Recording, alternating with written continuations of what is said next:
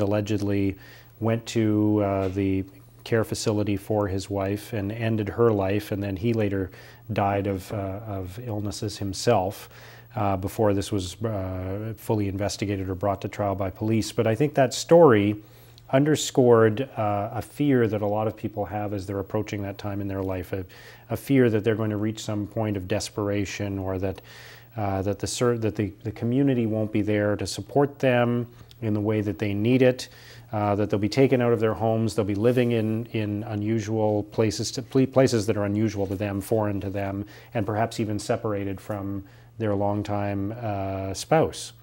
And that, all I can think of is in the context of that, is what a tragedy that is, and how desperate the situation must have been for that individual to resort to that type of action.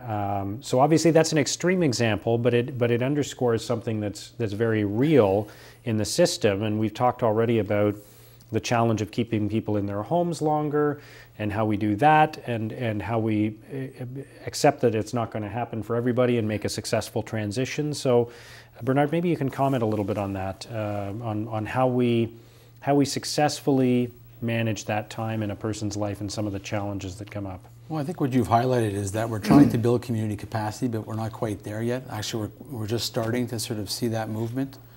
So the services really aren't there to support them in the way we'd like to support seniors in the community, so we're trying to build that up. In the meantime, you have a situation in the hospital where they're dealing with serious problems and serious issues, and also in the long-term care sector, and that people are being put in situations where maybe they could have been dealt with in a different environment. So when you have hospitals that are jammed up and they're looking to discharge, sometimes a discharge into a retirement home or a long-term care facility may not always be in the best interest. We don't know in this case either way, but we do know there's about 4,600 long-term care beds in Ottawa.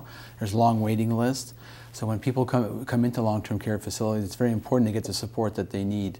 I know the Ministry of Health did a survey in 2006 that looked at violence in long-term care, and one of the shocking things that came out of that said that in 50% of the cases, and these were 300 homes that participated across the province, 49% of the time they had to call the police in.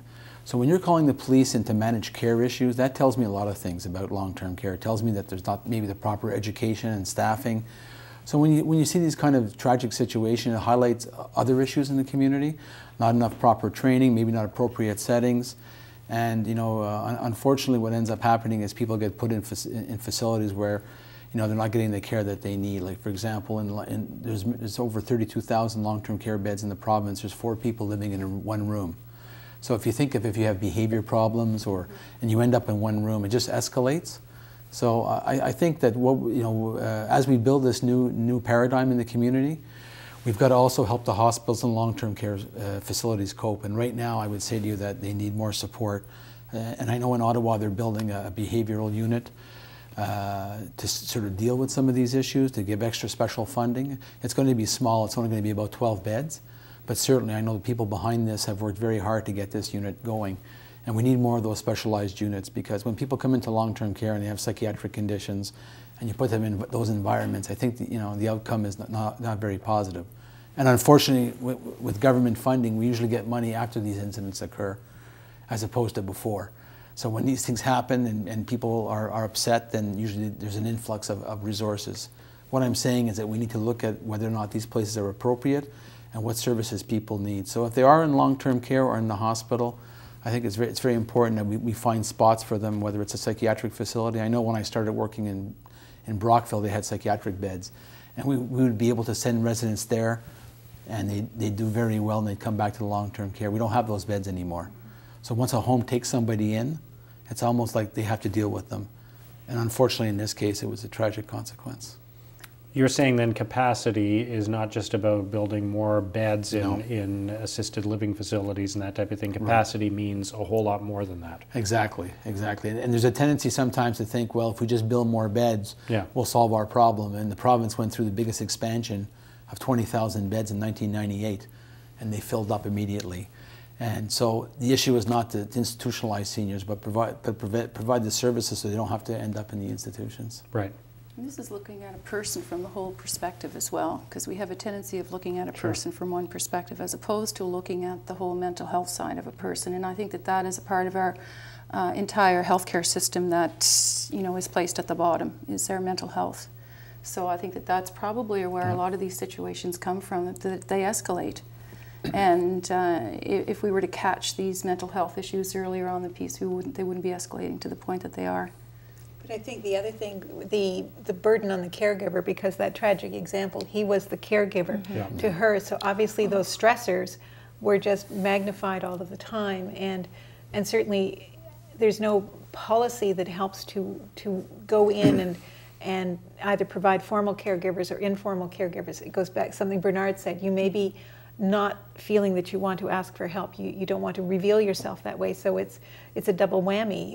You're not getting the services you need, and on the other hand, things will deteriorate. It was just a tragedy all around. But and I'm not saying it could have been prevented, but there could have been some interventions possibly that would recognize what the impact on that gentleman's mental health was. It's often harder on the caregiver than it is on the ill person. Yes. Yeah. Yeah, I was going to say, yeah, you're exactly right. I mean, that's what ends up happening, is that when we like to have the community built up to the point where we could provide those, but in the meantime, it's the caregiver that provides that. Like when I commented on the Drummond report and the medication, if we come up with new systems, it'll be the caregiver who's going to have to make the application. It's always on the caregiver, and I think at a certain point we need to be realistic about what they can provide. But that's a huge public policy issue, the caregiver burden, and informal and formal caregiver, because right now you can get some employment insurance assistance for a 6-week period, for instance, if you're a family member. But when you're the support to your spouse and you're older, I mean, that's not going to kick in. But there's no recognition somehow on a public policy perspective of what caregiver requirements are. You hear it at all age groups. This is not unique to seniors. Parents with children of special needs. I mean, it's something that is a policy lever that needs to work at multiple levels of government. So what else is on the shopping list of things that we need to do in order to make sure that we're prepared for this coming growth in the population of seniors? Well, we haven't talked about dementia. We haven't talked. So mental health is a mental big, health, dementia, providing those kind of early assessments and support.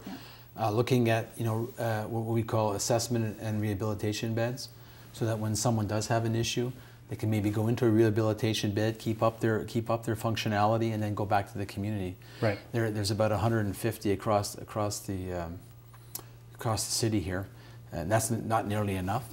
And so, looking at assessment and rehabilitation beds, early assessment, providing the community support. I think through the Alzheimer's Society and other community groups like that. So it's really early detection and intervention. We often hear the upstream solution. I mean, it sounds a bit cliche to say that, but really what we want to be there early to provide family support, so that it doesn't get to the point where they need a lot of care. And for many seniors, the person who has no family, when they do get into trouble, they stay there a long time. Yeah. What else do you think? Coming from the program delivery side, if we had a more streamlined way of putting our programs or our packages together, for instance, our evaluation tools and our just our proposals, because right now everyone asks for something different and it's very difficult. We're always behind the 8 ball to get our proposals put together. So a streamlined approach in that way would save a lot of our front-end work and give us more time to be able to put into the programming and the delivery. Okay, and Margaret? Health promotion, health prevention, which is part of it absolutely needs to come forward more, and it's multiple agencies that are doing it, but it's very interesting too how Drummond picked up on that. Put more money into the community, put more money into home care, focus on prevention, keep all of that messaging going about those things which some you can do for yourself, some you need assistance with, but I mean, it's very much as Sharon, they cannot be sort of piecemeal, they have to be on an ongoing basis. And I think people are very receptive to that message, that it's not a care-cure kind of thing. There's a whole lot that we can do, and we're advancing our own independence and our own self-worth by doing that kind of thing. I mean, the financial shift to the community, we've been saying that for years. This is nothing new. I mean, this is not, people have been, but has it actually happened? if you look at the budget and you know where the money's being spent, you know 85% going to the hospitals, 14% to long-term care. What's left? Yeah. So I think that it's time that we make that shift.